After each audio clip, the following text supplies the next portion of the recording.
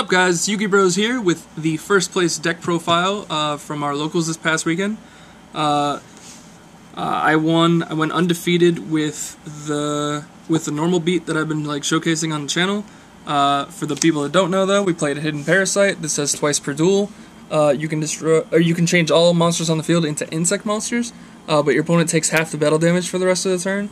We play that because we combined it with two of these, which is Eradicating Aerosol, which says destroy all insect monsters on the field. So it acts as kind of like a dark hole for everything face up that's treated as an insect. Face down monsters, the game state doesn't recognize whether or not they're insects, so it won't pop those. But it just gives you like two pseudo dark holes that do half damage for the rest of the turn to kind of like balance the game state, because right now, like with Relinquished and other decks, wiping the board is like the most important thing. Dice Foon's a great skill a great card with It's My Lucky Day in destroying back row, but now that we have Night Beam, I feel like every deck gets like a pseudo Night Beam, kind of pseudo Night Beam or a pseudo Dice Foon in Night Beam. So like, why not play some dark holes with it? But onto the deck profile, we play 3 Battle Ox, and keep in mind we could play what's his name, Axe Raider.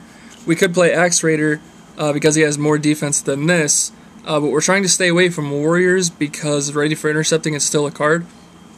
So we played 3 Battle Ox because he's a Beast Warrior instead, so they can't flip it face down with that. We played 3 Cavazols, same reason, it's not a Warrior and it's also 1700. 17 is like the magic number right now if you're not playing Gear Free the Iron Knight, but we have to stick to normals for our deck strategy. And finally we played 3 Warrior de Greffer. So I was playing this, and I forgot that Sonic Duck actually exists in this game. It's a level 3 with 1700 attack. This does have higher defense, but if I want to stay away from Warrior, Sonic Duck's the way to go instead of this card, just so you don't have to deal with RFI being a problem right now. So I'll definitely switch this to Sonic Duck in the future. But I felt 9 was the perfect ratio. It's a 20 card deck, but we do play 1 Jar of Avarice, so you're basically playing around these as your beat sticks, but these are also expendable at any point in time if they need to be used as resources for cards like Order to Charge and whatnot. So I had no problem with it. You arguably, if you're going into the side deck, you can cut like 1, which usually cut Battle Ox because he has the weakest defense. This is 15, this is 16, he has only 1,000.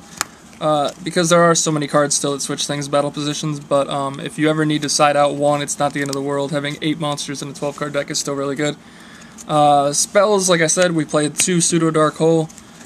It's just really good with this skill. We play 3 Heat Wave and 3 Order to Charge. These are the 6 cards that kind of run the deck, and the reason you're playing normal monsters. This says you activate it at the beginning of your main phase 1, and either player can normal or special summon effect monsters until your next draw phase. So that's why we play normals, because we can bypass this ability and just play like normal while our opponent is forced to set something or just not be able to summon, period.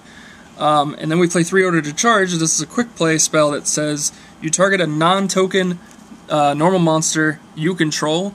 At resolution, it will tribute the target, and then you get to destroy 1 monster on the field, and that destruction of a monster does not target. So against something like Blue Eyes, for example, Lord of D doesn't end up being a problem at all, and against like something like Relinquish, where you're just trying to spot removal their cards, that way you don't have to kill it by battle, so you essentially don't have to kill it twice, you just get rid of it off the field.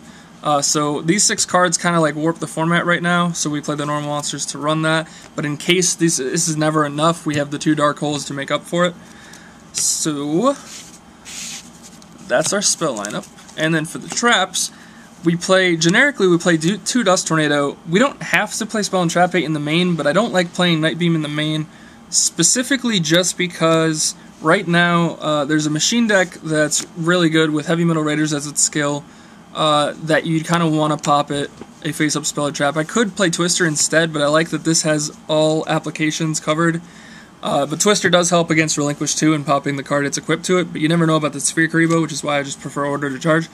But I like just generic Spell and Trap 8 when we're in a format where we really don't know what the best deck is right now. So we play 2 of this.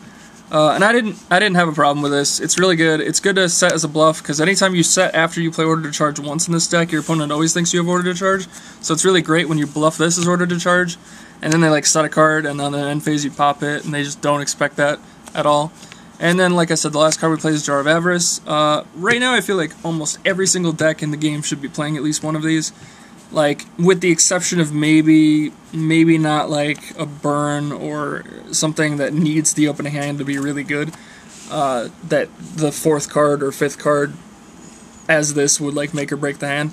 But I think this card's really dumb in the sense of it lets you recycle anything. Like in Relinquished, and I know I've used this example a lot, but you can get back your ritual monsters, which is dumb. In this, you can recycle your heat waves, you can recycle your order discharges, you can throw back some normal monsters if you're just trying to beat face real quick. You could arguably, if playing this skill, you could only play one of this, and then recycle it back with this and have it again for the following turn, but we just like having it early. There's too many options, like Amazons, you can recycle your Amazons so you never run out with the village, which is really dumb. So on and so forth. Like, this card's really cool.